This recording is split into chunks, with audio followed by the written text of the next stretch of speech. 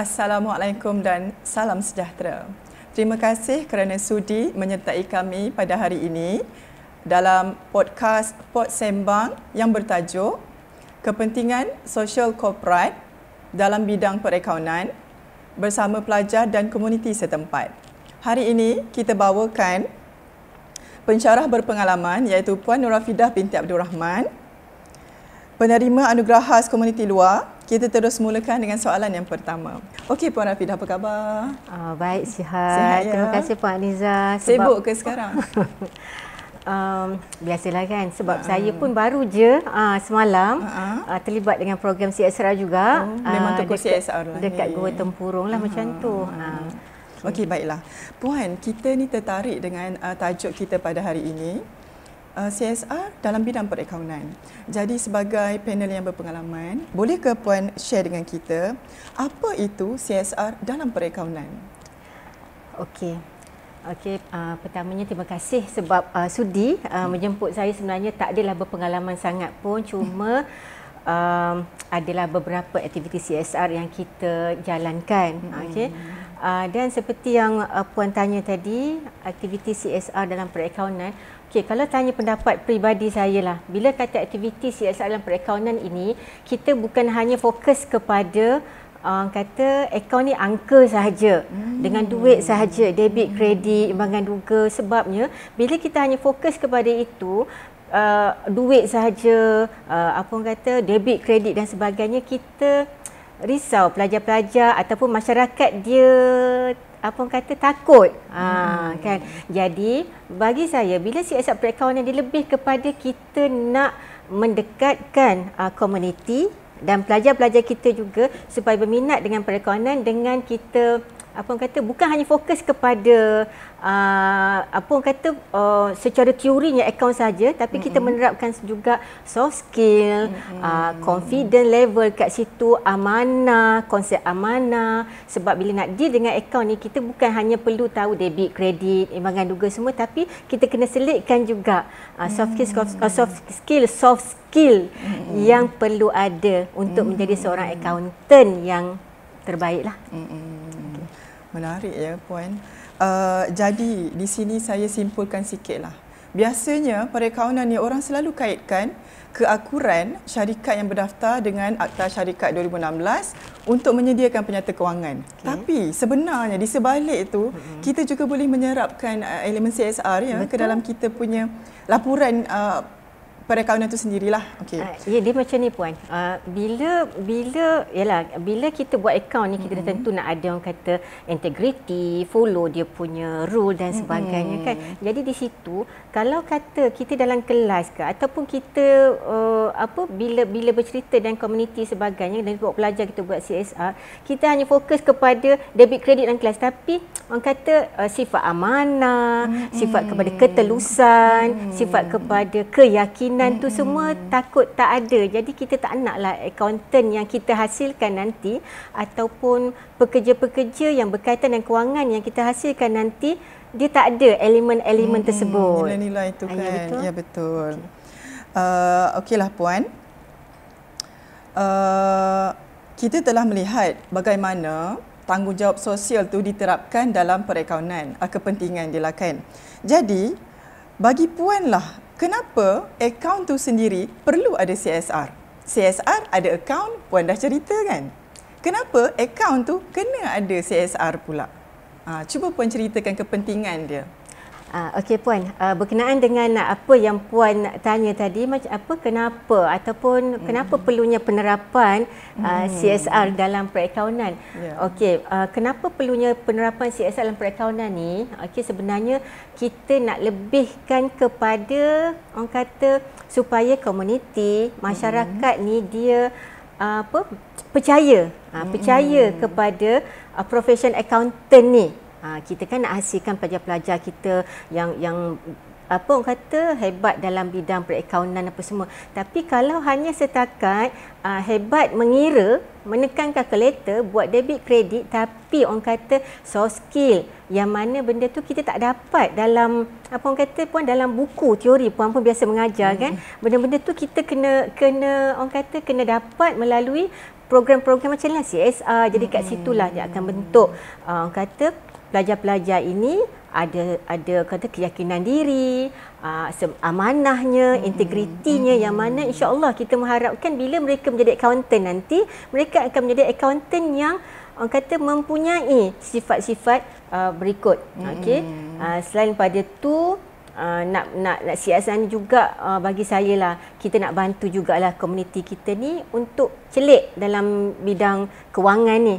Okay? Sebab kita buat CSR ni bukan hanya fokus kepada pelajar kita untuk membentuk pelajar kita sahaja, tapi tujuan kita juga untuk komuniti kita je. Sebab tu CSR kita pelbagai, kan. Boleh jadi kita buat consultation dengan dengan pihak luar.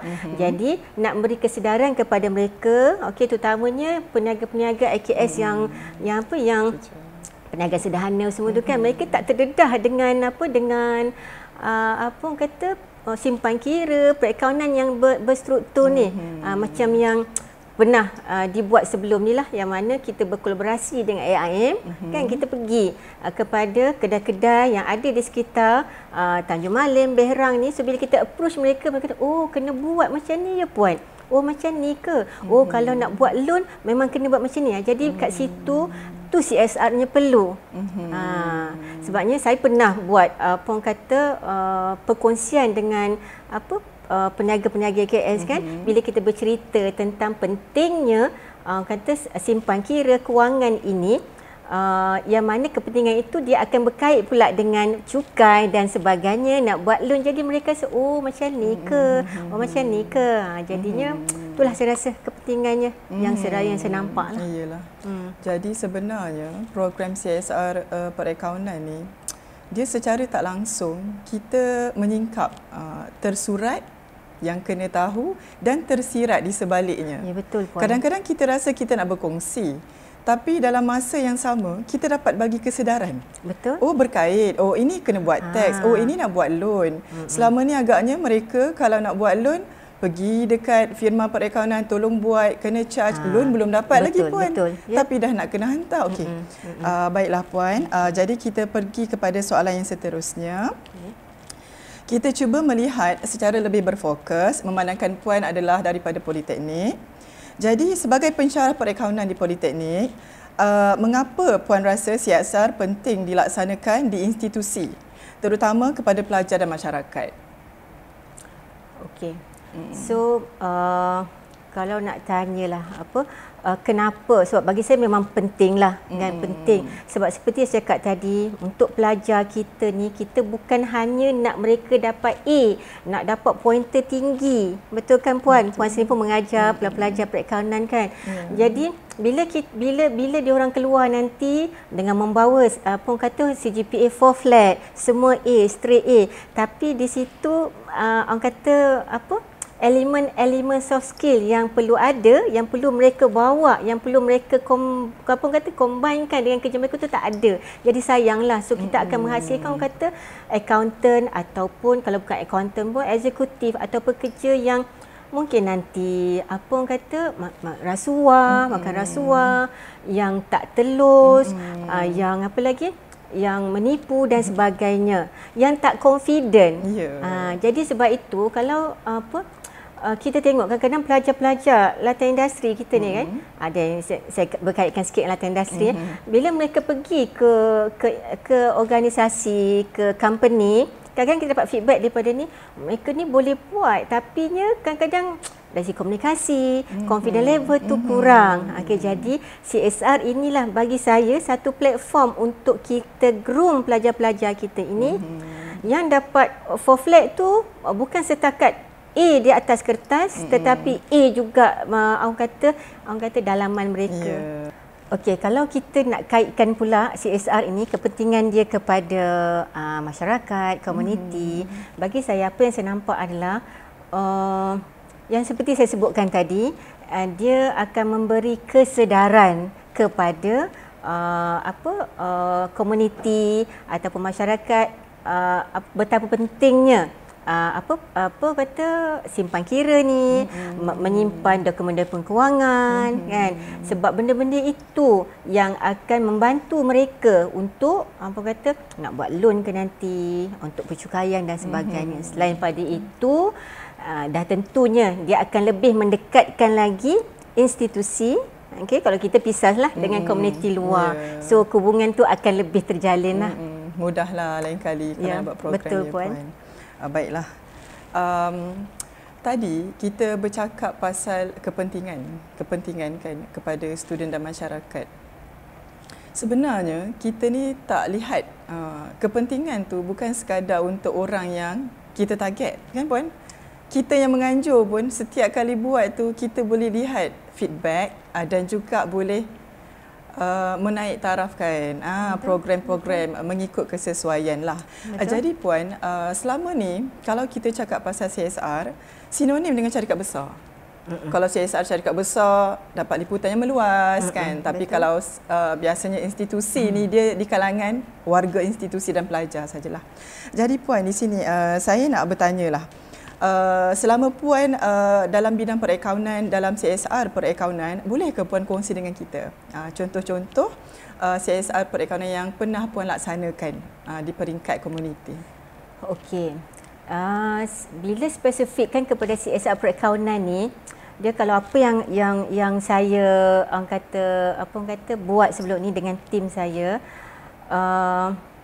okey, memang dia di bawah CSR perakaunan. Tapi kita punya fokus kita, aim kita adalah bukan hanya untuk akaun saja seperti yang sebutkan tadilah. Di mana bila pertama contoh saya bagilah. Itu kita buat CSR dekat sekolah menengah Methodist dekat Tanjung Malim. Yang mana kalau untuk pengetahuan Puan, rentetannya adalah berpunca daripada sebelum tu kita ada buat konsultansi dengan pelajar mereka untuk akaun. Kemudian lepas pada itu mereka berminat untuk panggil kita untuk sebab mereka nampak pelajar mereka ni buat akaun ni terror. Tapi bila part-part untuk dari segi confidentnya, dari segi soft skill tu kurang. Jadi dia minta pandangan kita. So kita pun berkolaborasi dengan Imran Chartered Accountant. So kita bawa mereka untuk bagi motivasi kepada pelajar-pelajar sekolah ni, nampakkan mereka dengan future dan selain pada itu kita juga buat macam game ke permainan yang mana nampak game tu macam Puan macam seronok macam tu, santai-santai. Tapi sebenarnya kita nak latih pelajar-pelajar sekolah ini untuk teamworknya. Sebab buat akaun ni kita bukan buat seorang-seorang tau. Kita akan buat secara kumpulan.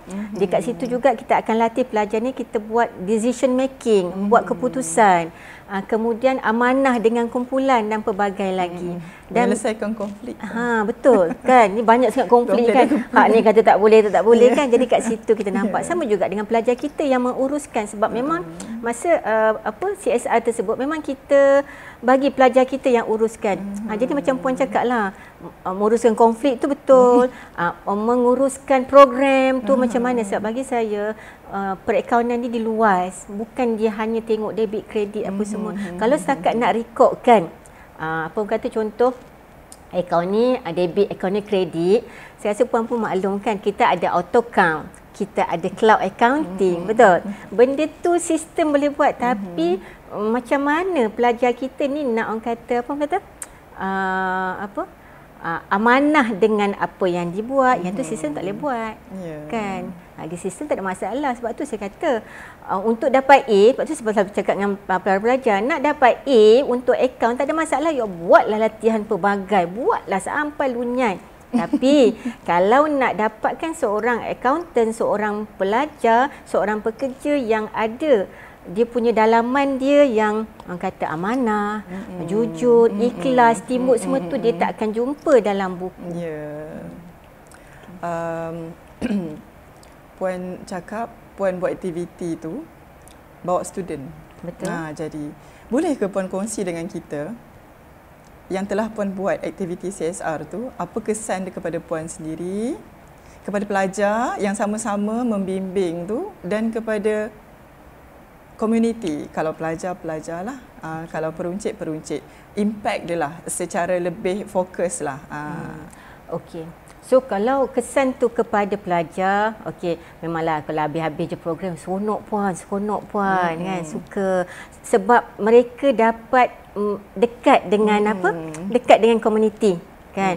Mereka sebab bila mendekati komuniti ni kadang-kadang banyak benda yang mereka boleh network tu dia orang boleh dijalinkan. Jadi sebab tu saya nampak bila buat CSR ni bukan nampak akaun saja, dia banyak kat situ nak develop soft skill para pelajar kita. So lepas daripada program memanglah saya fahamlah ada setengah tu dia macam tu je kan kita suruh dia lead, habis program pun dia dalam kelas macam tu, tapi yang tu kita fahamlah, tapi kita tengok kepada pelajar yang dapat impaknya. Okey, lepas pada tu mereka kadang-kadang mereka jumpa saya sendiri, kata puan seronoklah puan, kata saya lebih sebelum ni tak pernah pun deal dengan komuniti, tapi sekarang saya lebih confident puan nak in charge program. Dan kepada masyarakat pun sama. Okey, sebab tu kalau sebelum ini, okey, itu antara salah satu CSR yang kita buat.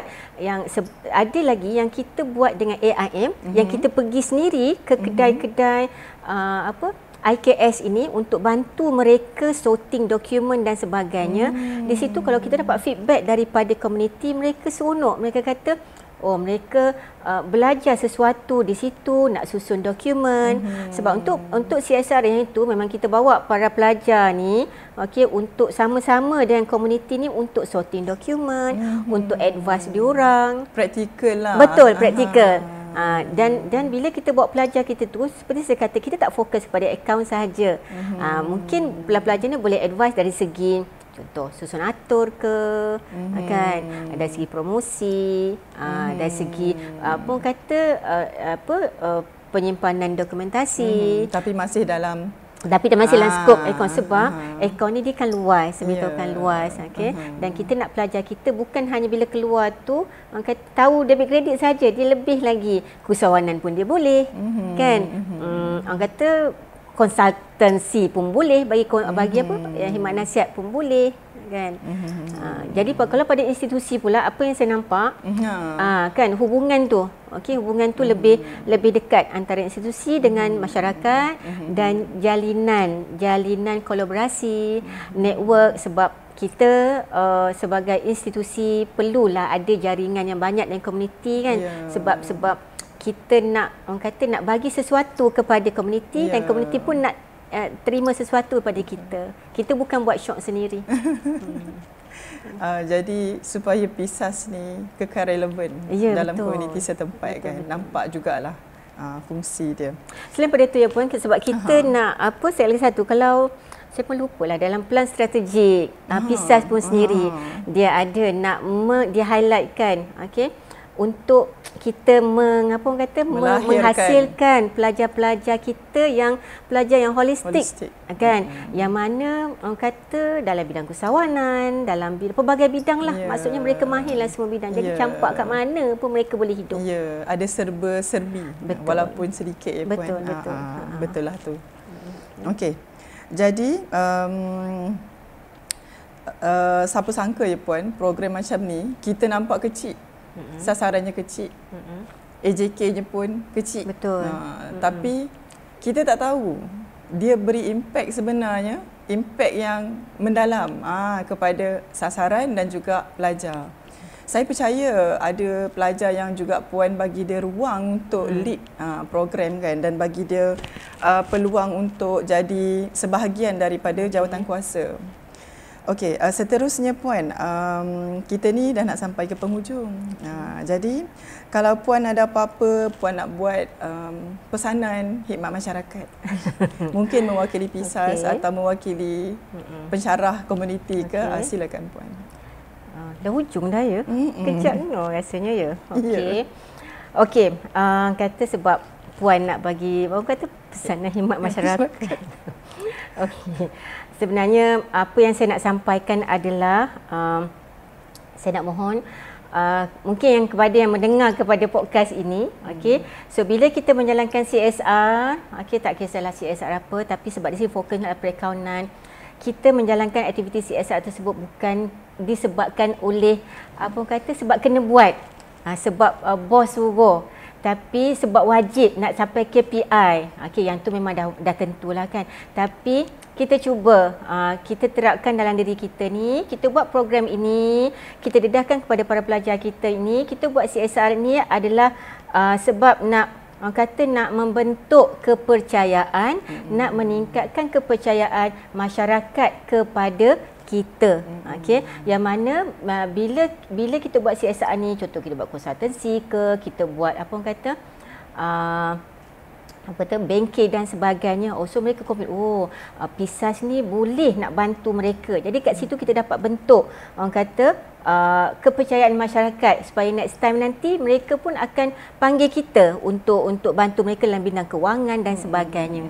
Selain daripada itu, CSR ni juga bagi saya sebagai satu platform, untuk kita bantu para pelajar kita ni untuk mereka ni berbakti kepada masyarakat, kepada komuniti.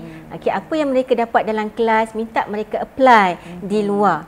Kan? Sebab kalau kita belajar dalam kelas, jawab exam, kan? Hujung masa-masa exam bagi nak pecah kepala kan.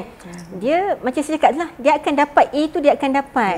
Tapi yang lebih lagi adalah dia punya insaniah dia tu, soft skill dia kan.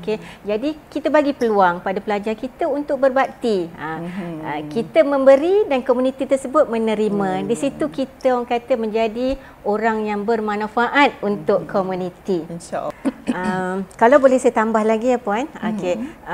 CSR ini kita boleh jadikan sebagai satu platform untuk kita sebagai institusi untuk memberi apa yang kita ada, dan komuniti sebagai pihak yang menerima. Di situ akan berlaku perkongsian.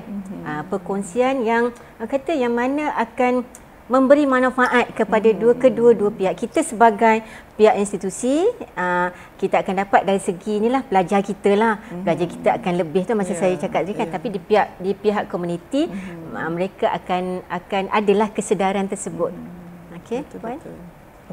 Terima kasih. Sama Puan. Jadi kalau saya boleh simpulkanlah sedikit. CSR ni sebenarnya, para pendengar, CSR ni sebenarnya sinonim. Kita semua biasa dengar. Tapi bila CSR dalam perakaunan tu, dia agak-agak lain kan. Kita apa tu kan? CSR perakaunan, akaun ni duit. Kenapa nak ada pula kan CSR? Betul. Kalau kita melihat kepada dua aspek. Ada orang buat CSR bermatlamat, mungkin dari segi KPI, dari segi cukai, adalah kan Puan Rafidah pun orang pakar cukai kan. Tapi CSR yang kita cakap sekarang ni lebih kepada CSR. Ada orang buat CSR untuk kepuasan diri. Puan Rafidah cakap manfaat. Manfaat untuk kita, manfaat untuk pelajar, manfaat untuk komuniti. Jadi sebenarnya manfaat tu yang kita nak daripada pelaksanaan CSR. Kalau cerita pasal penat Puan ya, tak terkata, sebab CSR ni zero budget. Allocation. Tapi betul Puan, tadi saya sebenarnya nak share sikit lah. Sebenarnya bila kata kita buat CSR ni, kita tidak nak kata penat tu memang penat.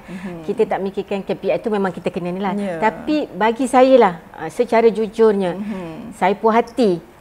Kita rasa seronok kan, seronok sebab kita boleh dekat dengan komuniti, dekat dengan alam kan. Jadi taklah kita tengok buku je. Tapi itulah, betul lah saya cakap tadi, kalau nak buat CSR ni biarlah sepenuh hati, seikhlasnya, baru rasa dia punya feel dia.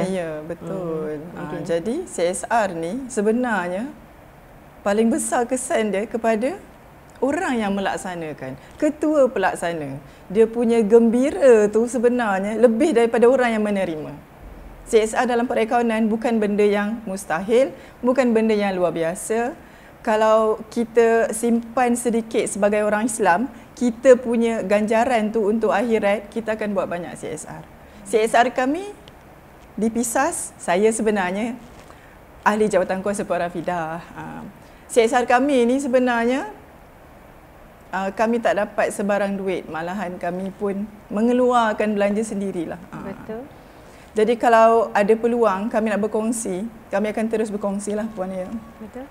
Saya akan terus support apa-apa program Puan Rafidah sebab kadang-kadang kita nampak kesan dia sikit pada pelajar.